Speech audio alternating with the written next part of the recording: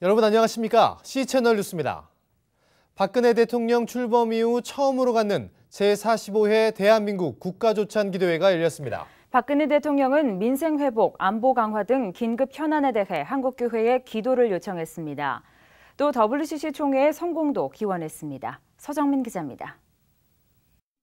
제45회 국가조찬기도회에서 박근혜 대통령은 다시 한번 국민 행복 시대를 강조했습니다. 박 대통령은 자신이 대통령이 된 이유도 국민 행복과 화합에 있다며 국민 모두가 잘 사는 나라를 위해 정치 지도자들이 책임을 다하겠다고 밝혔습니다. 그러나 박 대통령은 새 정부가 제대로 출범하지 못하고 있는 상황에 안타까움을 느낀다며 정치 지도자들의 본연의 역할이 무엇인지 되새겨야 한다고 강조했습니다. 최근 정부 조직법 개정안을 둘러싸고 여야 간 합의를 이루지 못하고 있는 상황에 대해 자신을 믿고 기회를 달라고 호소한 것입니다. 우리 정치 지도자들이 사심없이 오직 국민만을 생각하면서 간절한 마음으로 노력할 때 어떤 위기도 이겨낼 수 있고 우리 국민에게 희망의 새길이 열린다고 믿습니다.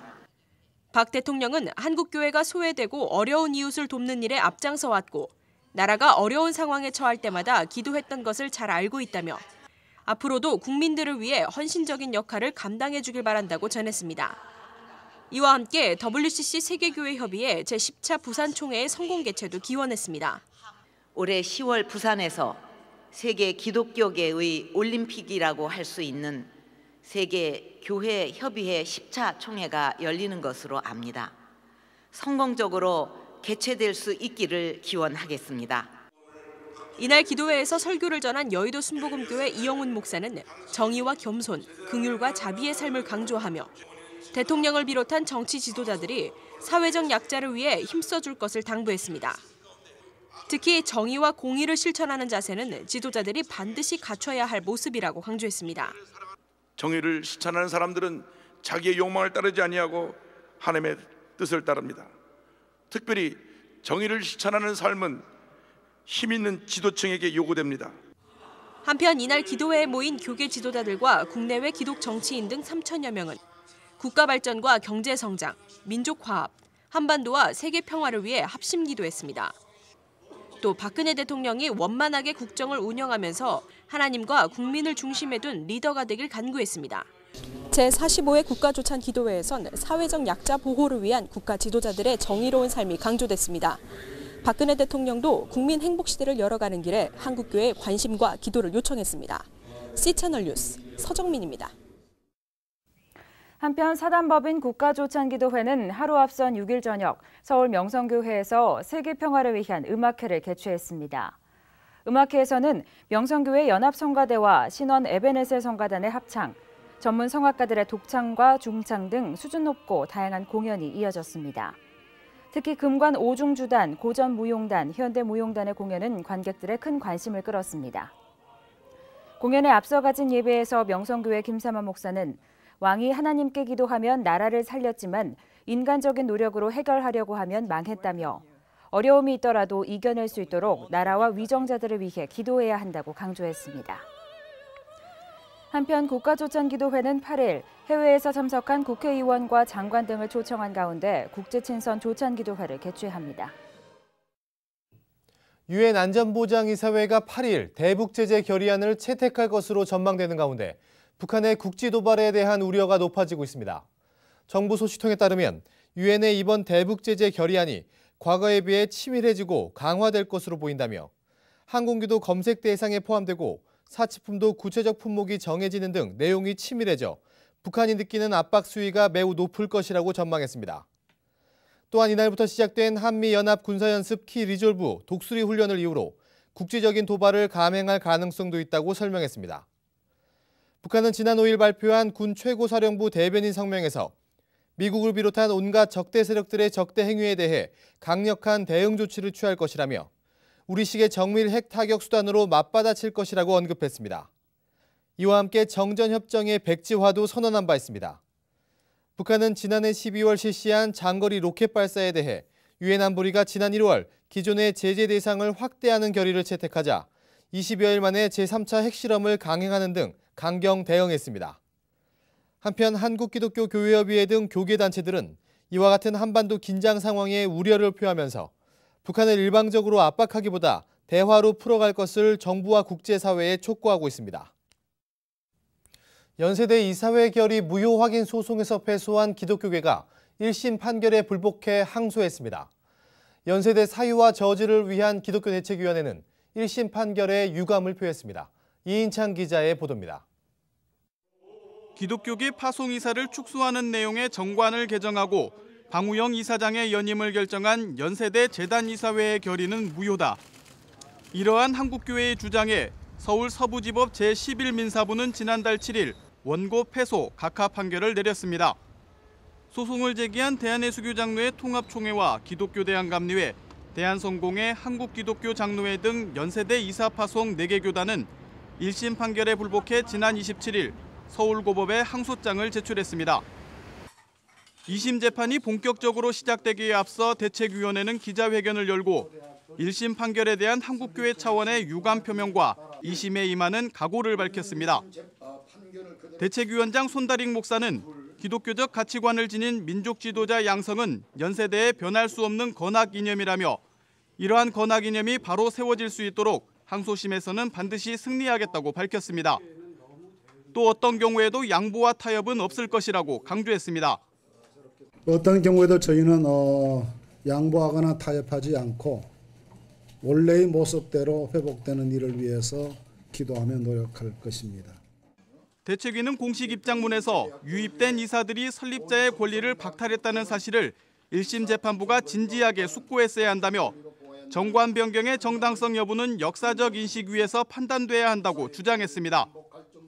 또 새로운 이사는 우선적으로 개방이사를 선임하도록 사립학교법에 규정하고 있지만 연세대는 지금까지 개방이사 추천위원회를 구성하지 않고 있다며 그럼에도 교육과학기술부가 연세대의 이사 선임을 승인한 것은 비상식적 행정처리라고 비판했습니다. 지금까지도 개방이사를 추천하기 위한 학내 추천위원회조차 구성하지 않고 있다.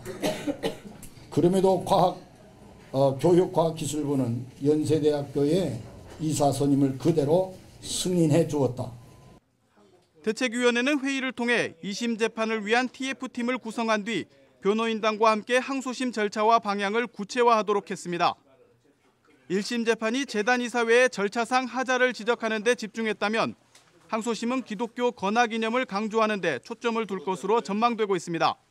이젠 잘 준비해서 다시 우리 연세대학교가 처음 만들어졌을 때 정신을 그대로 회복하여 나갈 수 있는 그런 마음으로 준비하도록 그렇게 하겠습니다. 한편 대책위원회는 연세대 사유와 저지를 위한 기독교 대책위 명칭 변경에 대해 TF팀과 함께 재검토하기로 했으며 항소심 소송 비용은 참여교단들이 분담하기로 했습니다. 항소심의 승리를 위해서는 연세대 문제에 대한 인식 제고와 한국교회의 더 많은 동참이 필요해 보입니다. 1심 재판 과정에서 여러 시도가 있었음에도 불구하고 그 결과가 미흡했던 점을 고려할 때 이를 개선할 더 강한 대책이 필요해 보입니다. CCTV 뉴스 이인창입니다. 구럼비 바위 발파로 제주 해군기지 건설이 본격화된 지 1년이 됐습니다. 시민단체들은 평화를 위한 저항운동을 지속하겠다고 밝혔습니다. 제주 해군기지 건설 저지를 위한 전국대책회의는 1년 전 구럼비 바위가 발파될 당시 정부와 주민 간의 충분한 대화와 합의가 부족했다며 제주 해군기지 공사 강행의 부당함을 호소했습니다. 전국대책회의는 최근 해군과 총리실 등에서 실시한 시뮬레이션이 실측 데이터가 부족한 상태에서 진행됐다며 이는 지난 1년 전과 다를 바 없는 졸속 검증이라고 지적했습니다. 한편 여야는 2013년 1월 1일부터 70일간 제주 해군기지 건설에 대해 절차, 환경, 기술적 측면에서 검증한 뒤 예산 사용 여부를 검토하기로 한 바 있습니다. 전국대책회의는 국회의 철저한 검증을 통해 해군이 공사를 강행하는 일이 없어야 한다며 앞으로도 주민과 시민단체는 평화적인 방법으로 해군기지 건설 반대 운동을 펼치겠다고 밝혔습니다.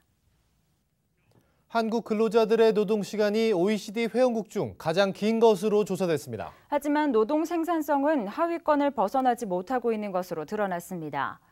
OECD의 2013년 구조개혁 평가 보고서에 따르면 한국의 근로자 1인당 노동시간은 주당 44.6시간으로 이는 OECD 34개 회원국 중 국내 총생산 상위 17개국의 평균보다 30.5% 길었습니다.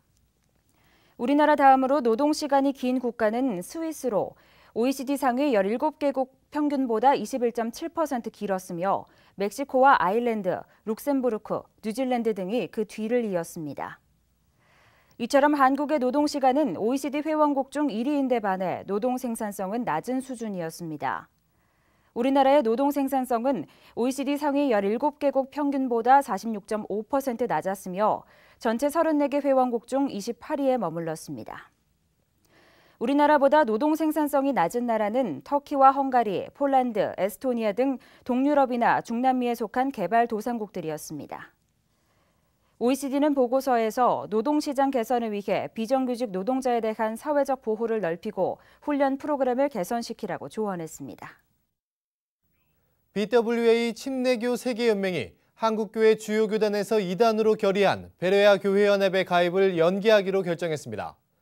BWA 실행위 총회는 지난 6일 열린 회의에서 베레아의 침례교 세계연맹 가입 청원에 대해 더 연구가 필요하다는 의견이며 이에 대한 연구 보고가 있을 때까지 청원을 연기하기로 했다고 발표했습니다. 베레아의 BWA 가입을 저지해왔던 기독교 한국 침례회 관계자에 따르면 BWA가 한국교회와 기침총회의 의견을 존중했기 때문에 베레아에 대한 가입을 연기한 것으로 안다고 전했습니다. 기침총회는 베레아의 이단성을 담은 연구보고서를 BWA에 제출했으며 총회 총무를 BWA 총회에 파견하기도 했습니다. 또 BWA의 내부 사정을 잘 알고 있는 한명국 증경총회장도 자비를 들여 총회가 열리는 워싱턴으로 향했습니다. 하지만 BWA 임원진이 베레아에 우호적이고 1990년대 중반 이후에 내놓은 베레아 연구에 대한 자료가 전무한 상황이어서 이후를 낙관하기는 힘들다는 게 지배적인 의견입니다. 이 밖에 뉴스와 날씨를 전해드립니다. 팔레스타인 평화를 위한 기독인 네트워크가 6월 24일부터 7월 6일까지 팔레스타인 이스라엘 대한 성지순례를 갖기로 결정했습니다. 핵없는 사회를 위한 공동행동이 오는 9일 일본 후쿠시마 원전 사고 2주기를 맞아 추모 행사와 탈핵 축제를 개최합니다. 나비기금의 두 번째 수령자가 선정됐습니다. 나비기금은 일본군 위안부 피해자 할머니들이 전 세계 성폭력 피해 여성들을 돕기 위해 만든 것으로 수령자는 베트남 전쟁 당시 한국군으로부터 성폭력 피해를 당한 베트남 여성들과 한국군 2, 3세입니다. 국제구호기구 기아대책이 서대문구 지역교회들과 함께 오는 17일 연합 찬양제를 개최합니다. 희망의 하모니를 주제로 지역교회 연합과 나눔 문화 확산을 위해 마련됐습니다. 날씨입니다. 연일 완연한 봄 기온을 기록하고 있습니다. 중부지방은 대체로 흐리다 아침에 산발적으로 빗방울 떨어지는 곳이 있겠습니다. 하지만 오후부터 점차 맑아지겠고 남부지방은 종일 맑겠습니다. 한편 곳곳에 미세먼지 농도가 높게 나타나는 곳이 있겠으니 호흡기 질환에 유의하시기 바랍니다. 아침 기온은 서울 5도, 부산 9도까지 오르겠습니다. 낮 최고 기온은 대전 18도, 대구 20도, 광주 19도까지 오르겠습니다. 바다의 물결은 남해동부 먼바다에서 2에서 3m로 높게 일겠고 그 밖 해상은 0.5에서 2.5m로 일겠습니다. 주간 날씨입니다. 이번 주 주말 사이에 중부지방과 남해안 제주도에 빗방울 떨어지는 곳이 있겠습니다. 비의 양은 많지 않을 것으로 예상됩니다. 북한에 대한 국제사회의 압박 수위가 높아지면서 한반도의 긴장감이 고조되고 있습니다. 강경 대응 일변도의 대북 정책이 큰 효과를 거두지 못했다는 평가가 나오고 있는데요. 인도적 대북 지원과 대화를 통한 접근법이 필요한 시기가 아닐지 깊이 고민해 봐야겠습니다. 뉴스를 마칩니다. 시청해주신 여러분 고맙습니다.